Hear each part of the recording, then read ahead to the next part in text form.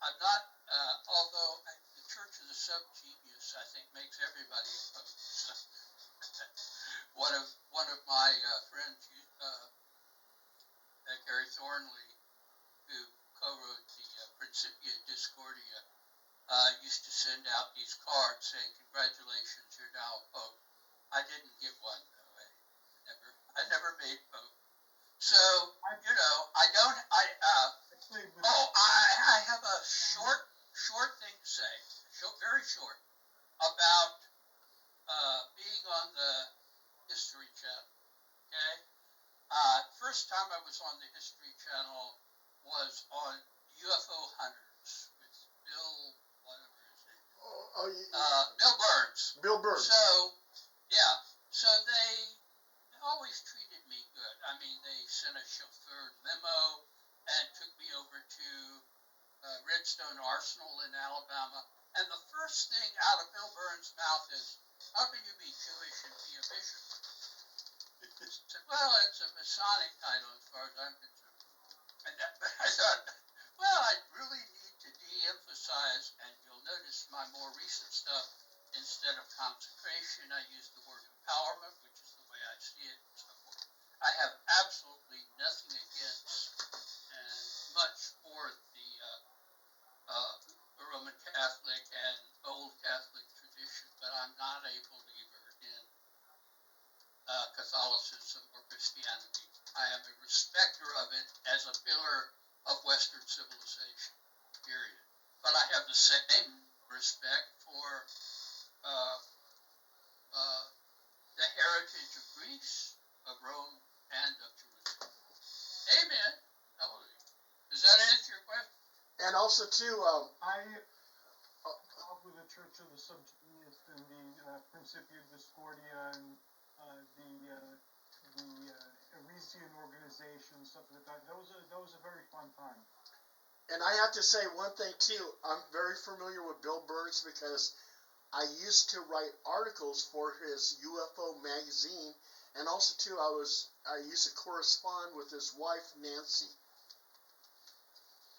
Yeah, I did that program twice, but like all of the programs that I did, and I won't do them anymore on the History Channel, they're very selective in what part of it they keep in for the program.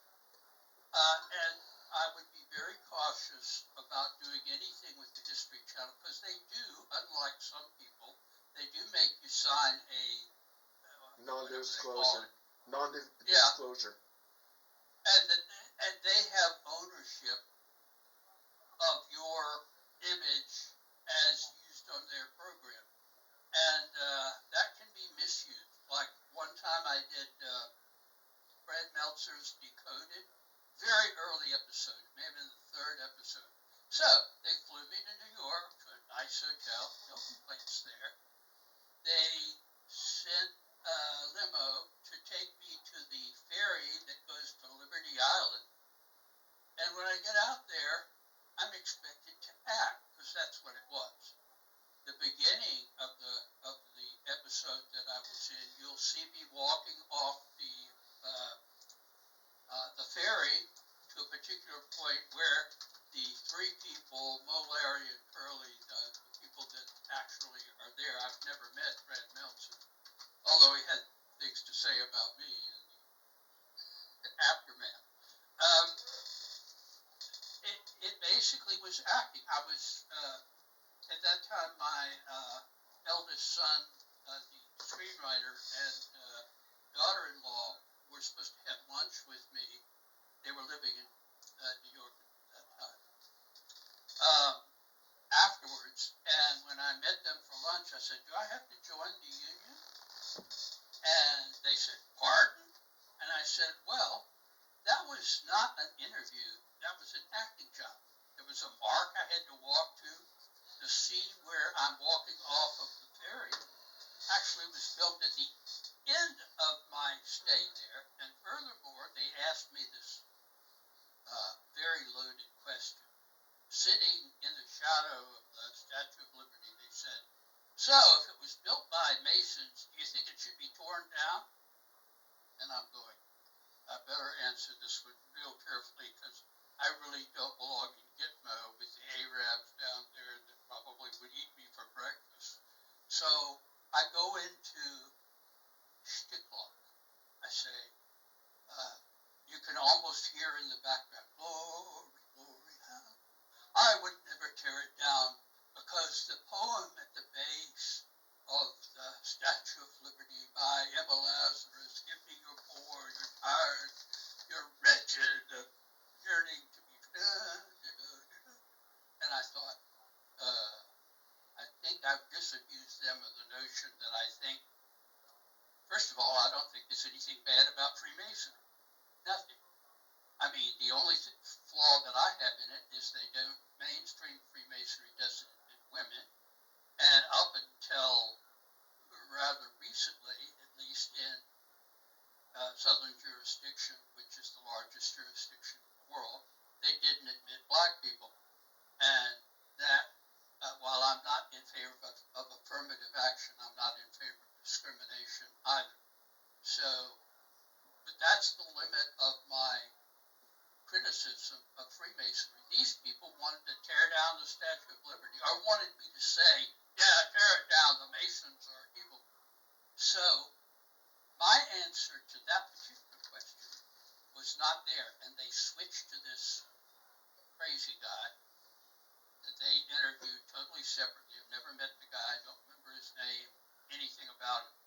And he says, yeah, tear the thing down. Why are they interjecting this into my interview? Because they can.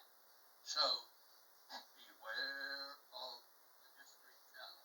Or as I like to put it, when they ran out of stock footage of World War II, they started doing UFO hunters, ghost hunters, hunters of Bigfoot, you know.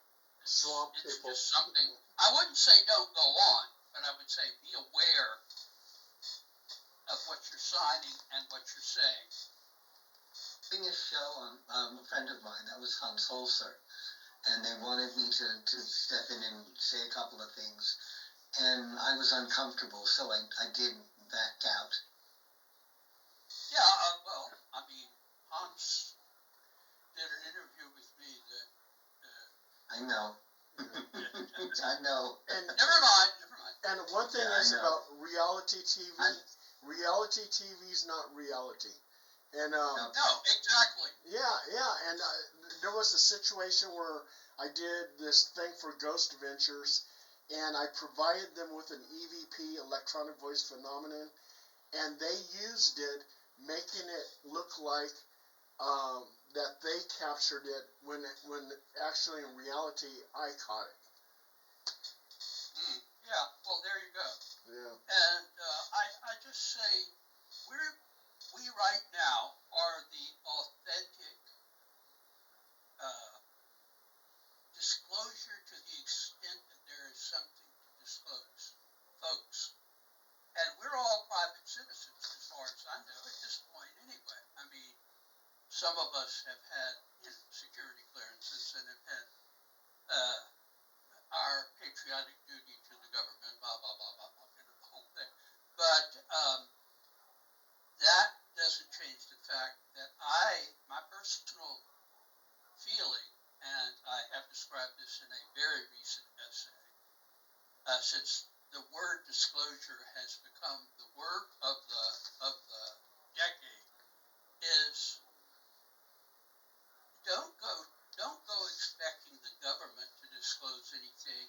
Talk to a paranormal researcher, a ufologist, a para-ufologist, as I call myself. I think I'm the only one who uses that term, but it's that range of phenomena is taken to be different manifestations of the same underlying reality. The only thing that the government knows anything about, in my opinion, my very firm opinion, are things that should remain secret. That is, DARPA weapons development and so forth. That has kept us out of a nuclear war since August 10th, 1945. And that is really something.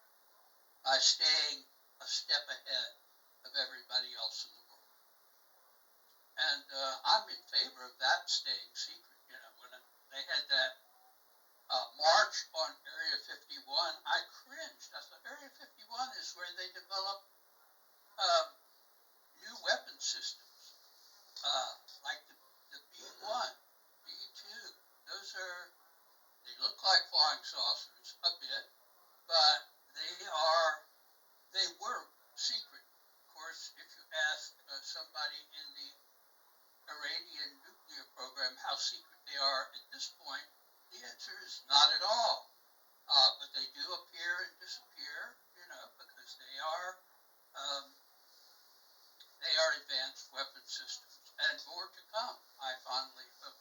However, the notion that they know about non-terrestrial intelligences and what that implies about ourselves, about the universe, you might ask Hercules or Paul or Michael or me, and you'll probably get more information from us than you would from the two or three people in the government who are assigned to make excuses for the phenomenon. There won't be any disclosure. What will happen is in June, Spielberg, as far as I know, will come out with his disclosure movie. And he's been doing that since he was living with his folks and doing an 8mm movie on flying saucers as a teenager. When Close Encounters came out, I had already been in ufology 20 years, almost 20 years, and I thought, if there's ever going to be a disclosure, Close Encounters of the Third Kind is going to be the watershed moment. It wasn't, because it came out the same year that George Lucas's Star Wars first version came out. And Star Wars, both movies are well thought of, but Star Wars clearly was where the action was in terms of the public. And Close Encounters was a more thoughtful movie and did have the editorial opinion from me. Did have the flaw of whatever the movie, if Spielberg does it, it has a happy ending. E.T. gets home. Even the movie about the Holocaust, what was it called? Schindler's List. Schindler's List. It's not something you want a happy ending to, but it has one. I mean, you know, it shows the survivors in Israel putting a rock, which is a Jewish custom, on the grave of Schindler, you know, to I think the Israeli national anthem. And, you know, it was done in a upbeat sort of way. Always leave them upbeat. And that's just, you know, good movie, but I'm sure Disclosure, whatever it's called, Disclosure Inc. or whatever, is going to have a happy ending, whatever the, maybe it won't, and maybe Spielberg's goons will show up at my door, and I'm sorry, I'm so sorry. Disclosure Network has a show on my channel, and it's on actually this Saturday for fans of Disclosure Network. And we have around 20 more minutes till I have to call on everybody to share their information. So just letting everybody know. Tim, do you have any questions or comments for Alan? Well, I was just talking about Spielberg's new movie. It's been interesting to me to see all of the social media after the trailer for this movie came out, how everybody is just falling all over themselves to analyze that trailer because they think that there is some kind of disclosure on the reality. I mean, you know, not the movie reality, but reality of the UFO phenomenon. And I hold myself back off on it because I want to comment. It's like it's a movie, you know. doubt if Spielberg is trying to secretly put in any kind of Easter eggs, in this trailer or even in the movie about the whole UFO phenomenon. It's about making money. That's what it is. It's entertainment and making money, and like people looking for Easter eggs in the government's possible disclosure movement. It ain't there, folks. Don't be looking there. 100%, my opinion as well, Jim. Yeah. Oh yeah. Except, real quick, I think that Spielberg's interest in E.T. is genuine because it goes back to his teen years, so oh yeah. he's really interested, but that doesn't mean that he is doing nonfiction. He's a person that does fiction, whether it's about World War II